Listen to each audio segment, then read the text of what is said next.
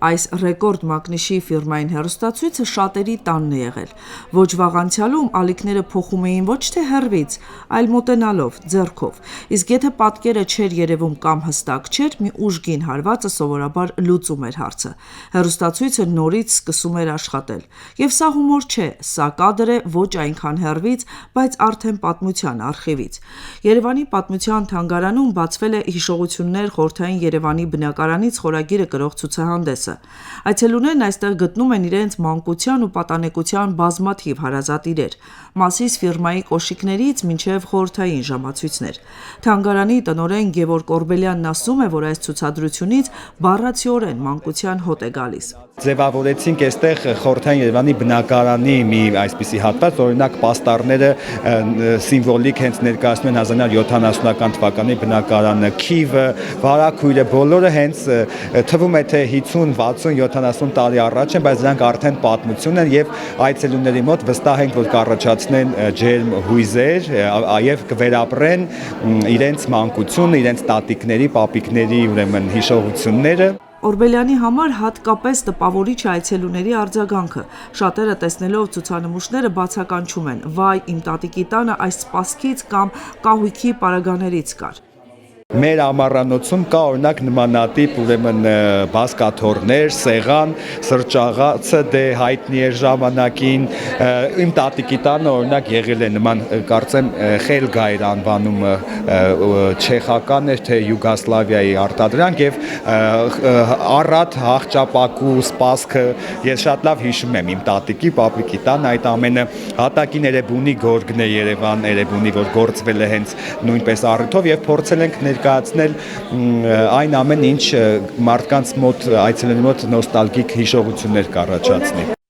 Ցուցանմուշները հավաքվել են մի քանի տարի։ Շատերը բացառիկ են եւ առաջին անգամ են ներկայացվում հանրությանը։ Այստեղ նաեւ պատմական փաստեր ներկայացնող ցուցանմուշներ կան։ Օրինակ Վլադիմիր Իլիչ Լենինի խորհրդանշական նամակը հասցեագրված Հայաստանի, Վրաստանի եւ Կովկասի մյուս հանրապետությունների կոմունիստներին։ Նամակների ու փաստաթղթերի կողքին նաեւ դրանց առարկայական արտացոլումն է։ Օրինակ 1930-ից 36 թվականների Կոմկուսի կենտկոմի առաջին քարտուղար Աղասի Խանջյանի ննջասենյակի կահույքը։ Կահույքը ունի իր պատմությունը, ժամանակին նա գտնվել է Դիլիջանի առողջարաններից մեկում,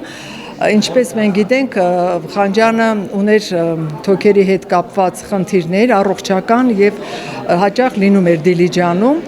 այդ շրջանում հենց նա օգտվել է այդ կահույքից, պատահական չէ, որ հետագայում Խանջյանը որոշում է հաշվի առնելով Դիլիջանի առողջարար օդը եւ ջուրը, որոշում է կայացնում այնտեղ հենց կառուցել հանգստյան տուն։ Այդ աշխատանքները սկսվում են 1928 թվականին, ավարտվում են 1936 թվականին։ Ցավոք սրտի մենք գիտենք, որ 1936 թվականին Խանջյանը սպանվում է։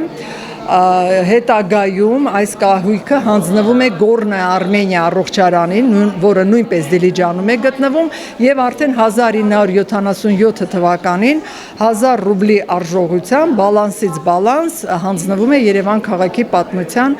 թանգարանին։ Երևանի ժամացույցների գործարանի արտադրանքը ժամանակին գալիս էին գնելու ավելի քան 60 երկրից, իսկ խորհրդային միության տարբեր երկրներից կանայք հատուկ Հայաստան էին գալիս Մասիս ֆիրմայի կոշիկներ գնելու համար։ Եվ հետաքրքիր մի փաստ, որ այդ ժամացույցների մեջ կային հատուկ մեղեդիներ, այն ժամանակվա շատ հայտնի պոպուլյար մեղեդիներն էին օգտագործվում եւ ապրանքը Երևանի ժամացույցի գործարանի ուղարկում էին, էքսպորտ էին անում ոչ միայն 14 հանրապետություններով խորհրդային միության, այլ նաեւ մյուս երկրները՝ Ֆրանսիա, Անգլիա, Գերմանիա։ Ցուցահանդեսին ներկա էր նաև Հայաստանում Ռուսաստանի դեսպան Սերգեյ Կոպիրկինը, ով նույնպես ընկել էր հիշողությունների գիրկը։ Я родился в Советском Союзе, конечно, какие-то вещи мне знакомы. Ես ծնվել եմ Սովետական միությունում եւ այստեղ ներկայացված շատ իրեր ինձ հոգեհարազատ են։ Դրանք արթնացնում են մանկության հիշողություններ, հատկապես տպավորված եմ հայրենական մեծ պատերազմի էքսպոզիցիայով, խմիչքների ցուցադրությամբ։ Անգամ Մոսկվայում նման օրինակներ չկան, գաղափարը իսկապես շատ լավն է։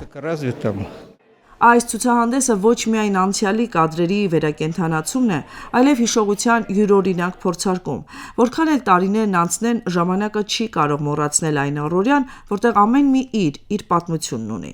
Հին հեռուստացույցի էկրանի փայլը, Մասիս կոշիկների հոտը, ժամացույցի մեղեդին, բոլորը միասին պատմում են մի քաղաքի, մի սերնդի ու մի դարաշրջանի մասին, որը թվում է անցյալ է, բայց շարունակում է ապրել մեզ հետ հիշողությունների ամենափոքր անկյուններում։ Արմինե Գևորգյան, Սամվել Գալստյան, Ռադիոլուր։